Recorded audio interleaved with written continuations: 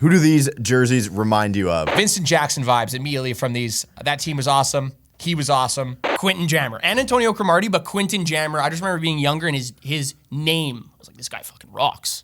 Sean Merriman, unreal defensive player. He was so sick. All right, these Falcons jerseys, a lot of really notable players that wore these jerseys, but Roddy White, the Falcons jerseys, man, when I was younger, I was a huge fan of these jerseys, and the reason being I played a lot of Madden, and Warwick Dunn was unbelievable. He should go in the Hall of Fame as a Falcon, probably, if he does get in the Hall of Fame, but it's Julio Jones. All right, 49ers jerseys, these ones specifically, Jeff Garcia from San Diego. He also lives there, legend. This is pretty random when I think of these jerseys, but I think of Vernon Davis because I think of all those years the Niners were horrible and Mike Singletary just going off on Vernon Davis and the rest of this team, to be quite frankly.